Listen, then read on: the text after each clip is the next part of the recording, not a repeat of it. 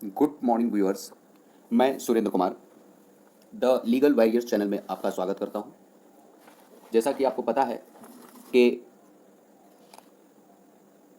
Police अधिनियम 1861 का यह सेकंड वीडियो है और इसके पहले जो पहला वीडियो था उसका आप लोगों ने काफ़ी अच्छा रिस्पांस दिया है। उसके लिए आप सभी लोगों का बहुत बहुत धन्यवाद। आइए इसमें देखते हैं पुलिस अधिनियम 1861 की धारा 2 और धारा 2A 3, 4, 5 और 6 तो निर्देशित हो चुका है।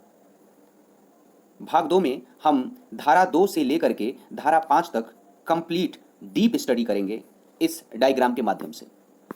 आइए देखते हैं कि इस अधिनियम की धारा 2 क्या कहती है। इस अधिनियम की धारा 2 यह कहता है कि बल का गठन यानी पुलिस बल का गठन, हाँ पुलिस फोर्स का गठन क्या कह रहा है देखते हैं। कह रहा है कि इस अधिनियम के प्रयोजनों के लिए स्टेट गवर्नमेंट के अधीन समस्त पुलिस स्थापना एक पुलिस फोर्स समझा जाएगा, एक पुलिस बल समझा जाएगा। समझिएगा इसको, बहुत इंपॉर्टेंट बात कह रहा है कि इस अधिनियम के प्रयोजनों के लिए राज्य सरकार के अधीन समस्त पुलिस स्थापना एक पुलिस बल समझा जाएगा और ऐसी रीतितः भर्ती की जाएगी, रिक्रूट की जाएगी और ऐसे अधिकारियों और पुलिस जनों की ऐसी संख्या से मिलकर बनेगा और ऐसी रीत से गठित होगी जैसा स्टेट गवर्नमेंट समय समय पर आदेश करे। एक बार फिर से इसको पढ़ते हैं। धारा 2 क्या कहता है? धारा 2 कहता है कि इस अधिनियम के प्रयोजनों के लिए स्टेट गवर्नमेंट के अधीन समस्त पुलिस स्थापना एक पुलिस फोर्स समझा जाएगा, एक पुलिस फोर्स, हाँ। और ऐसे पुलिस फोर्स ऐसी रीति से भर्ती किए जाएंगे, कैसी रीत से? जैसा राज्य सरकार समय समय पर आदेश दे। और ऐसे अधिकारी और पुलिस जनों की ऐसी संख्या से मिलकर के बनेगा जैसा राज्य सरकार समय समय पर आदेश दे और ऐसे रीति से गठित होगा जैसा स्टेट गवर्नमेंट समय समय पर आदेश करे। समझिएगा इस चीज को, बहुत ही इंपॉर्टेंट सेक्शन है और एग्जाम के पॉइंट ऑफ व्यू से यहां से प्रश्न बनेगा। दूसरी बात क्या कह रहा है भाई? दूसरी बात क्या कह रहा है देखते हैं। दूसरी बात कह रहा है कि इस अधिनियम के उपबंधों के अधीन रहते हुए किसी पुलिस फोर्स के अधीनस्थ पंक्ति के जो सदस्य हैं उनके वेतन और उनकी सेवा की अन्य शर्तें वे होंगी जो स्टेट गवर्नमेंट अवधारित करे। समझिएगा इसको, ये बहुत ही इंपॉर्टेंट बात है। इस अधिनियम के उपबंधों के अधीन रहते हुए, हाँ, किसी पुलिस फोर्स के अधीनस्थ पंक्ति के सदस्य का वेतन क्या होगा? जो राज्य सरकार अवधारित करे वेतन, और उसकी सेवा की अन्य शर्तें क्या होंगी? वही भाई जो राज्य सरकार अवधारित करे, हाँ, राज्य सरकार जो अवधारित करे वही उसका वेतन होगा, वही उसकी सेवा शर्तें होंगी। लेकिन किसका? अधीनस्थ पंक्ति के सदस्यों का। और अधीनस्थ पंक्ति के सदस्य किसे कहते हैं? हम लोगों ने डेफिनेशन क्लास में पढ़ा था कि सहायक पुलिस अधीक्षक की पंक्ति से निम्न पंक्ति के पुलिस अधिकारी को, हाँ, सबऑर्डिनेट रैंक का पुलिस ऑफिसर कहा जाता है। हम इस चीज को इसके पहले के वीडियो में बता चुके हैं।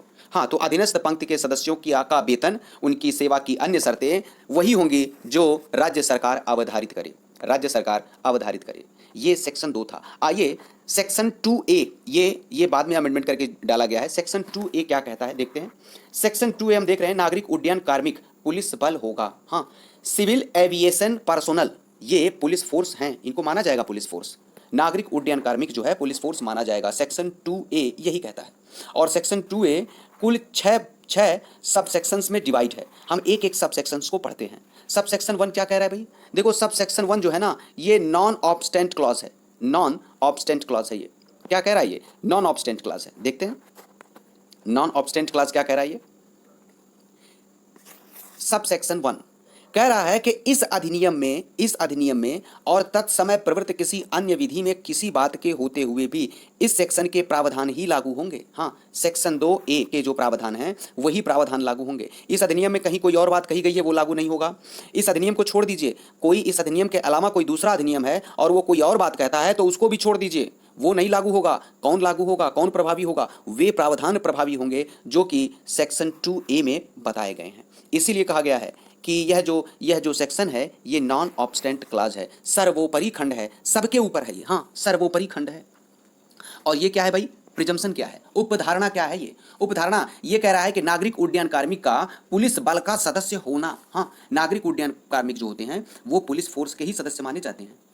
हाँ, इस चीज को दिमाग में रखिएगा, ये सेक्शन 2 का ही पैरेलल बात कर रहा है, सेक्शन 2 के ही पैरेलल ये बात कह रहा है। उपधारणा क्या की जा रही है? उपधारणा ये की जा रही है कि जितने भी नागरिक उड्डयन कार्मिक हैं वो पुलिस फोर्स के मेंबर हैं, ये उपधारणा की जाएगी, ये उपधारणा की जाएगी। और बाद में जो लोग नागरिक उड्डयन कार्मिक के रूप में औपचारिक रूप में भर्ती किए गए हैं, हाँ, वो भी माने जाएंगे, वो भी पुलिस फोर्स के ही सदस्य माने जाएंगे और उनको उसी तरह से भर्ती किया जाएगा, रिक्रूट किया जाएगा।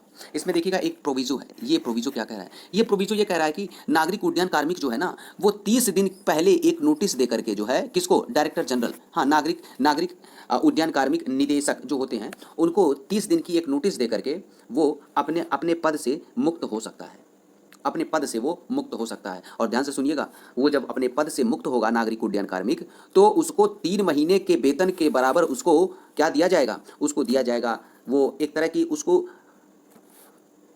एक भुगतान राशि होती है, उसकी भुगतान राशि होती है 3 महीने के वेतन के बराबर उसको एक भुगतान राशि दे दी जाती है, सेवा समाप्त हो जाती है उसकी वहाँ से। हाँ, तो उस पैसे का उसको प्रतिपूर्ति के रूप में कहा जाता है, उसको दे करके उसकी सेवा से उसको समाप्त कर दिया जाता है। आइए देखते हैं सब सेक्शन 3 क्या कहता है।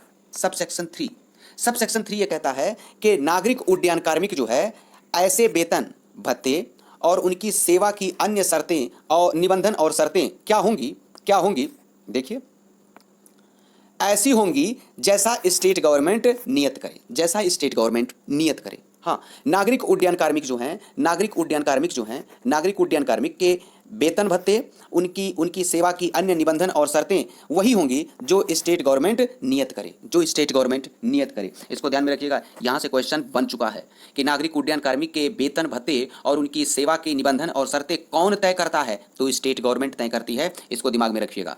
आइए देखते हैं सब सेक्शन 2 क्या कहता है। सब सेक्शन 2 तो ये नागरिक उड्डयन कार्मिक के कर्तव्य बताता है, इनकी ड्यूटी क्या है? इनकी ड्यूटी भाई देखिए, नागरिक उड्डयन कार्मिक की क्या ड्यूटी है? इनकी ड्यूटी है वायुयान का संरक्षण करना, वायुयान जो होते हैं ना उनका संरक्षण करना। लखनऊ में जो हवाई अड्डा है, हाँ, उस हवाई अड्डा का संरक्षण करना, या सरकार ने साधारण या विशेष आदेश द्वारा अगर ये तय किया है तो अन्य हवाई अड्डे की भी सुरक्षा ये लोग करेंगे। ये नागरिक उड्डयन कार्मिक हैं ये। हाँ, इनका कर्तव्य ही यही है कि वायुयान की रक्षा करना, एयरपोर्ट की रक्षा करना। हाँ, तो लखनऊ एयरपोर्ट और इसके अलावा और भी जो एयरपोर्ट हैं उनकी सुरक्षा करने की जिम्मेदारी नागरिक उड्डयन कार्मिक पर होता है। यही इनकी ड्यूटी है। आइए देखते हैं नागरिक उड्डयन कार्मिक के विशेषाधिकार। हाँ, सब सेक्शन 5 में नागरिक उड्डयन कार्मिक के विशेषाधिकार और शक्तियों के बारे में बताया गया है। विशेषाधिकार और शक्तियों के बारे में बताया गया। क्या है भाई इनके विशेषाधिकार और क्या है इनकी शक्तियां? ध्यान से सुनिएगा। नागरिक उड्डयन कार्मिक को उन कर्तव्यों के निर्वहन के लिए आवश्यक ऐसे विशेषाधिकार होंगे और वे ऐसी शक्तियों का प्रयोग करेंगे जैसा कि राज्य सरकार सामान्य या विशेष आदेश द्वारा उन्हें प्रदान करे। हाँ, उनको अपनी ड्यूटी करने के लिए कुछ प्रिविलेज चाहिए, विशेषाधिकार। हाँ, तो वह विशेषाधिकार उन्हें प्रदान किया जाएगा। और इतना ही नहीं है, उनको ऐसी शक्तियों का प्रयोग करने के लिए उन्हें साधारण या विशेष आदेश द्वारा राज्य सरकार जो है, हाँ, निर्दिष्ट करेगी। ये शक्तियां हैं उसकी। अब आ जाइए नेक्स्ट और लास्ट, सब सेक्शन 6 ये कहता है कि नागरिक उड्डयन कार्मिक का जो प्रशासन, हाँ, वो किसमें निहित होगा? तो नागरिक उड्डयन कार्मिक सिविल एविएशन पर्सोनल का जो प्रशासन है वो डायरेक्टर जनरल में निहित होगा। डायरेक्टर जनरल, हाँ, नागरिक उड्डयन डायरेक्टर जनरल जो होते हैं उनके में निहित होगा। और देखिए, डायरेक्टर जनरल की सहायता करेगा ये क्या? एडिशनल डायरेक्टर जनरल, हाँ, वो करेगा। और कौन है? और कोई अन्य अधिकारी है जिसको राज्य सरकार ने निर्दिष्ट किया है, वो भी ऐसे डायरेक्टर जनरल की सहायता करेगा। नागरिक उड्डयन कार्मिक का जो प्रशासन है वो डायरेक्टर जनरल सिविल एविएशन में ही निहित होगा। इसको दिमाग में बिठा लीजिएगा, यह सेक्शन बहुत ही इंपॉर्टेंट है। आइए अब देखते हैं सब सेक्शन 3 क्या कह रहा है भाई? जरा ध्यान दीजिएगा, इंपॉर्टेंट है ये भी। यहाँ से प्रश्न पिछली बार बना था। क्या है भाई? सब सेक्शन 3 ये कह रहा है कि राज्य सरकार में अधीक्षण निहित होगा। राज्य सरकार में, इसके मार्जिनल नोट से ही पता चल गया है कि क्या बात ये कह रहा है। देखिए, कह रहा है कि साधारण पुलिस जिले में, हम पढ़ चुके हैं साधारण पुलिस जिला किसे कहते हैं, हम पिछले वीडियो में पढ़ चुके हैं। हाँ, तो साधारण पुलिस जिले में पुलिस का अधीक्षण किसमें निहित होगा? भाई स्टेट गवर्नमेंट में निहित होगा और किसी में नहीं। यहां से प्रश्न बन चुका है, इसको तैयार कर लीजिएगा। साधारण पुलिस जिले में पुलिस का जो अधीक्षण वो किसमें निहित होगा? स्टेट गवर्नमेंट में निहित होगा। और इतना ही नहीं, ये देखिए क्या कह रहा है, सेक्शन 4 कह रहा है कि साधारण पुलिस जिले में पुलिस का प्रशासन किसमें निहित होगा? अधीक्षण नहीं, अब प्रशासन की बात हो रही है। साधारण पुलिस जिले में पुलिस का प्रशासन किसमें निहित होगा? ये देख लीजिए, 4 अधिकारी हैं, डायरेक्टर जनरल कम इंस्पेक्टर जनरल और inspector general, deputy inspector general और असिस्टेंट इंस्पेक्टर जनरल में निहित होगा। साधारण पुलिस जिले में पुलिस का प्रशासन किसमें निहित होगा? पुलिस का प्रशासन जो है इन 4 अधिकारियों में निहित होगा। कौन है? फिर से देख लो, डायरेक्टर जनरल कम इंस्पेक्टर जनरल, हाँ, और कौन है? आईजी हैं, और कौन है? डीआईजी हैं, और कौन है? असिस्टेंट आईजी हैं। हाँ, ये 4 अधिकारियों में निहित होगा। साधारण पुलिस जिले में पुलिस का प्रशासन इन 4 अधिकारियों में निहित होगा। और जिले के मजिस्ट्रेट की स्थानीय अधिकारिता में पुलिस का प्रशासन किसमें निहित होगा? यहां भी देख लीजिए, 4 अधिकारी हैं, चारों के नाम याद कर लीजिए, SP, additional SP, joint SP और असिस्टेंट एसपी। हाँ, जिले के मजिस्ट्रेट की स्थानीय अधिकारिता में पुलिस का प्रशासन एसपी में, एडिशनल एसपी में, ज्वाइंट एसपी में और असिस्टेंट एसपी में निहित होगा। सेक्शन 4 से प्रश्न बना है, इसको तैयार कर लीजिएगा, यह इंपॉर्टेंट है। एक एक पॉइंट को तोड़ तोड़ करके बताया जा रहा है।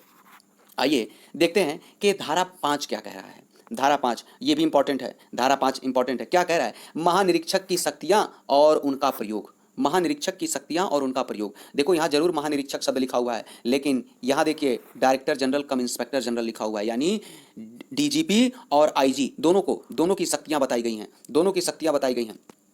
तो डायरेक्टर जनरल कम इंस्पेक्टर जनरल की क्या शक्ति होगी? देख लीजिए क्या कह रहा है। कह रहा है कि साधारण पुलिस जिले में मजिस्ट्रेट की संपूर्ण शक्तियां प्राप्त होंगी। साधारण पुलिस जिले में मजिस्ट्रेट की सभी शक्तियां डायरेक्टर जनरल कम इंस्पेक्टर जनरल को प्राप्त होंगी और वह इन शक्तियों का प्रयोग राज्य सरकार द्वारा समय समय पर अधिरोपित मर्यादाओं के अधीन करेगा। समझ लीजिएगा इसको एक बार फिर से। क्या कह रहा है? कह रहा है कि डायरेक्टर जनरल कम इंस्पेक्टर जनरल साधारण पुलिस जिले में मजिस्ट्रेट की संपूर्ण शक्तियां प्राप्त होंगी और वह इन शक्तियों का प्रयोग कैसे करेगा? राज्य सरकार के द्वारा समय समय पर अधिरोपित मर्यादाओं के अधीन करेगा। हाँ, इसको तैयार कर लीजिएगा, यहां से प्रश्न बन सकता है। ये वीडियो यहीं पे समाप्त होता है। उम्मीद है ये डायग्राम आपको समझ में आया होगा और यदि किसी प्रकार का सुझाव है तो आपके सुझाव का हमें इंतजार रहेगा। धन्यवाद।